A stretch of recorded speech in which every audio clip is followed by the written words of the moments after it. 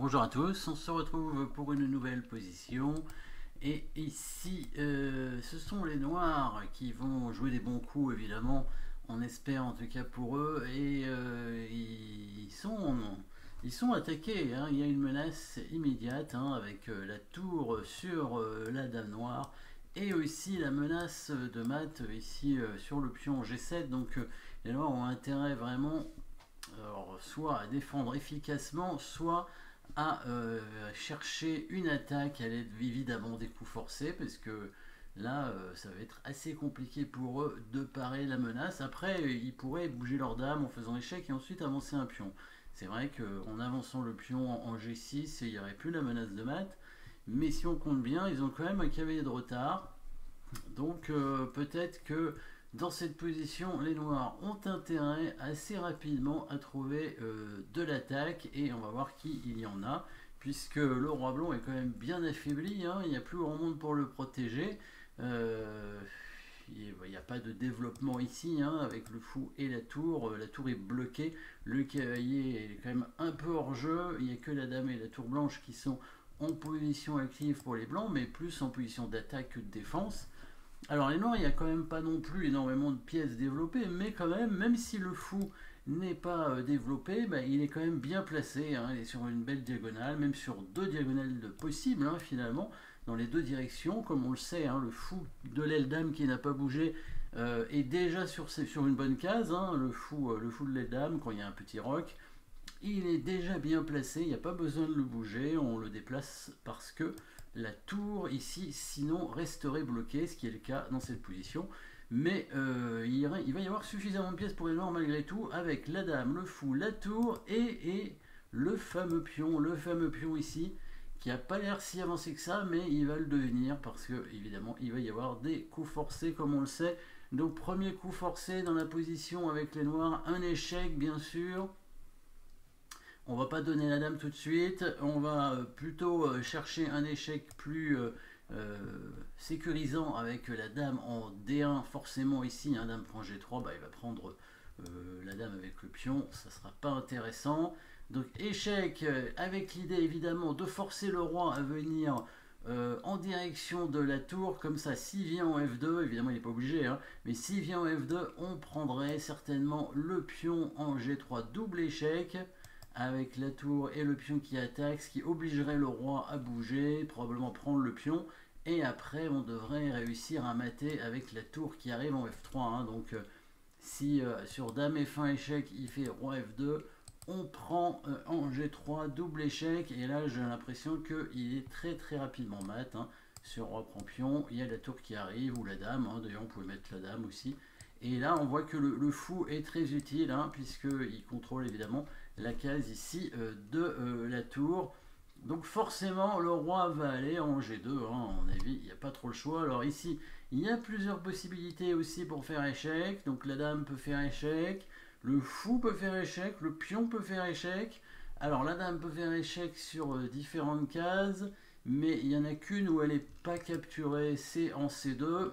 Mais dans ce cas-là, ce serait pas terrible, puisque les blancs pourront simplement couvrir l'échec en sortant leur fou, ils seraient très contents de le faire, parce que ça permettrait à leur tour de contrôler la première rangée affaiblie, hein, puisque on voit que la dame noire est arrivée en D1 parce que c'était pas protégé tout simplement. Si on met le fou, il va prendre le fou.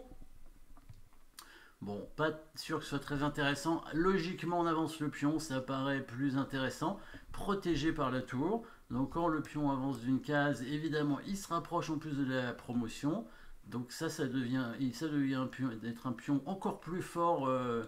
Bon, le pion était pas mal ici, hein. Tout à l'heure, il était déjà bien placé, mais il n'était pas aussi avancé.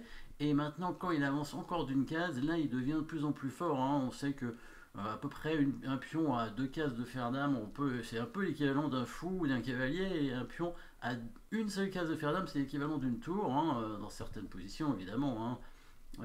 Donc là, c'est probablement le cas parce que bah, y a le roi qui se fait attaquer, donc le pion devient une pièce à part entière. Le roi va être obligé de se mettre en F2, et ici, là aussi, plusieurs échecs avec la dame. Cette fois, il n'y a que la dame qui peut faire échec.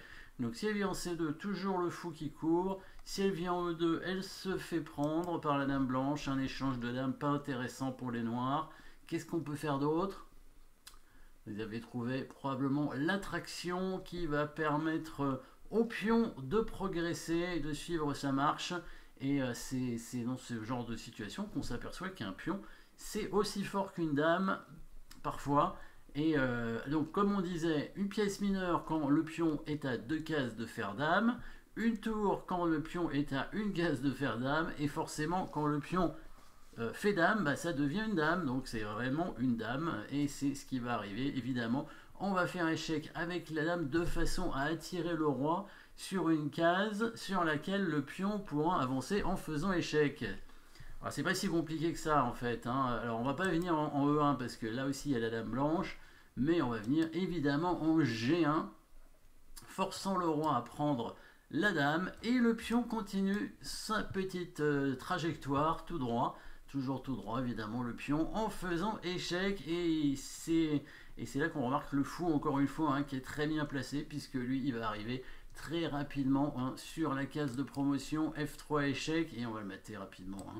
En F2, dame G1 échec, attraction du roi, le roi est obligé de prendre la dame en G1, le pion avance en faisant échec, et ici le seul coup pour éviter le mat immédiatement, c'est cette case en F1. Là les noirs ont plusieurs coups, hein, pour faire échec et chasser la dame, et chasser le roi, pardon. Il a choisi fou H3, on aurait pu faire fou A6 aussi, hein, c'était pas mal. Fou A6 qui aurait forcé probablement la dame à revenir, on aurait pris la dame et ensuite on aurait fait dame et on aurait eu une dame de plus, mais peut-être qu'il a calculé que fou H3 c'était mat, après roi E2, F1 dame, voilà, et pas le choix, hein. Donc ici qu'est-ce qu'il peut faire? Il peut aller soit en E3 soit en D2 avec le roi, et dans les deux cas je pense que la tour va arriver. Hop, tour F2, échec. Le roi est obligé cette fois d'aller ici et la dame peut faire mat. Et c'était la même chose si il était venu en E3. On aurait amené la tour en F3, certainement. Ouais, je pense que c'était le... C'est pas sûr que ce soit le plus rapide. Ouais, parce que là, il y avait peut-être plus rapide, hein. Dame D3 et roi E1. Oui, il y avait peut-être un mat en deux coups ici. Quand il venait en F3, c'était... plutôt dame 1. Ah mais c'était pas mat en deux coups, donc il pouvait couvrir dans tous les cas. Ouais, il n'y a peut-être pas de mat en deux coups, ouais, bon c'est pas très important on va dire, mais il y avait aussi dame 1 évidemment. Et sur roi D3, soit la tour arrive en F3, mais c'est pas mat, hein, il y a encore une case en C2, oui, donc finalement non, on avait suivi le bon coup, hein. Tour F3 échec, dame D3 et tour F1 mat, c'était le plus simple, il y avait certainement d'autres maths, mais c'est pas très important. On voit ici la force du pion passé, hein, qui peut vraiment être équivalent à une dame dans cette position. Ici l'avantage c'est quand le pion évidemment arrive à dame, ça va dégager l'espace de la tour, hein, et ça va permettre à la tour aussi d'arriver en direction du roi pour le mater, hein. C'est la tour, hein, qui va aider à mater évidemment à la fin. Et ne pas oublier, hein, le fou de l'aile dame quand on fait le petit roc, c'est déjà une pièce bien placée dans la position, hein. Encore une fois, ce fou, on le déplace pour surtout sortir cette tour. Bon, là, on n'en a pas eu besoin, hein, pour mater, mais normalement, en partie, on a besoin. N'oubliez pas quand même de bouger vos pièces, hein, c'est quand même très important, parce que là, la tour 1, elle a servi à rien à cause du fou ici, hein, et là, on n'a pas eu le temps de... Alors là, effectivement, il n'avait pas bougé son fou, donc le fou était bien placé, mais sa tour était complètement bloquée. Et le problème, c'est que son cavalier aussi était hors jeu, hein. Si son cavalier avait été proche du roi blanc, hein, pour le protéger, ça aurait tout changé, évidemment. Voilà, merci d'avoir suivi cette position. N'oubliez pas de vous abonner, et à très bientôt.